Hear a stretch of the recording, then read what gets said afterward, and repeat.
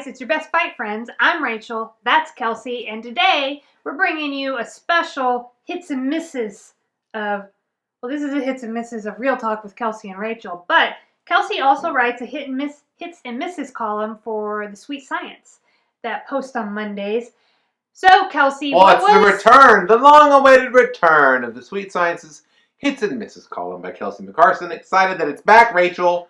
What was your biggest hit from the weekend? The biggest hit from the weekend was Teofimo Lopez making history by becoming undisputed lightweight champion at just 23 years of age. That's the Takeover, baby. He did it, and he did it in a way that almost nobody predicted that he would win a 12-round decision. No, because you mentioned this, if anybody had picked Lopez, they thought he was going to get Loma with a big punch. That's not what happened. He got Loma with boxing. He got Loma with skill, with footwork. He was the better fighter in the ring. What about our biggest miss? My biggest miss the flip of that is Loma. What was Lomachenko doing? Here's a guy who they made such a big deal, the ESPN announcers, about him processing people. He's like a computer, and he's downloading all the data. It was like round after round. And Joe Tesador's like, well, he really he's a slow starter. And I'm like, slow starter? It's round 7. I'm like, dude, he is statistically, almost mathematically impossible to win this fight. I feel like he just couldn't pull the trigger. I told you that I felt it was similar, but for different reasons. It was similar to when I saw Vladimir Klitschko at the end of his career, where he could not let his hands go. Now, I made up a story that was due to age for Vladimir Klitschko. I wonder if for both Lomachenko and a little bit of Vladimir, they seem like they have similar personalities to me, maybe similar temperaments. They're both from the Ukraine. If it is an attachment to perfection, I'm not going to let my hands go until I figure out my opponent and I know that I have a way to beat him.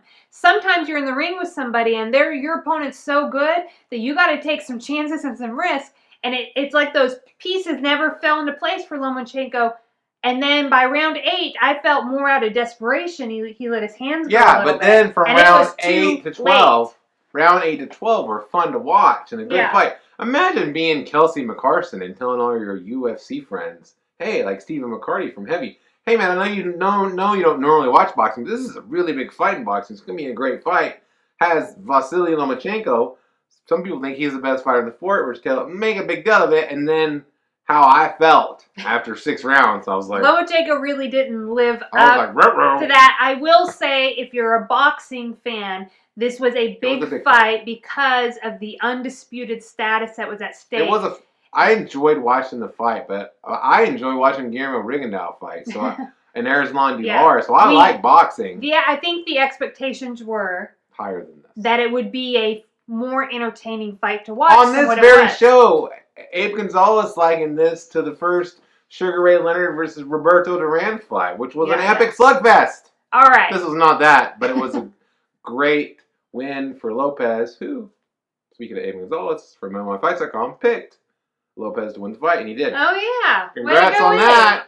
I couldn't pull the trigger on that bad boy. I had it all year long, and then fight week came, and I was like, I just don't know. Yeah. I feel like Lomachenko's supposedly such a good some boxer. Big winners or people that bet on Lopez, huh? Yeah, and so I was on a podcast recently where they talked about the betting. And on the betting market, I did say to back Lopez because it was something like plus 330. That's a huge return on a guy who had a pretty good chance to win the fight. A lot closer chance than that, and he sure did. Yeah. So I will take credit for that. I'll even create credit where credit is undue for myself. Kelsey's other big hit for the weekend was somebody that you have flip-flopped on.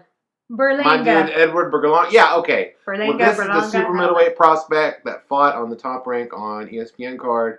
He's the guy that has 15 first-round knockouts and 15 professional fights.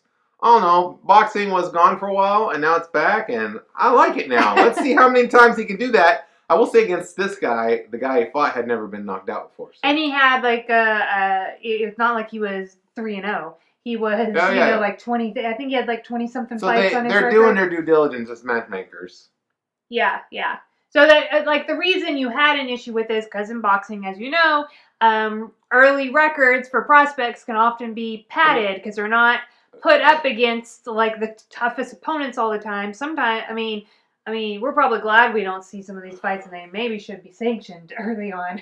Yeah. Right. We've seen guys get in the ring in what's clearly swim trunks. Especially back in the day when we used to cover fights in person. Yeah. You would see fighters. Yeah, you would see fighters go to the ring that didn't even have boxing shoes. This guy doesn't. Yeah. He's not a fighter, but he's going to fight this Olympian. Yeah, you know. Right. They were buried deep on cards. This was before they streamed everything. Yeah. If somebody was 8-0 with 8 first-round knockouts, you'd be like, eh.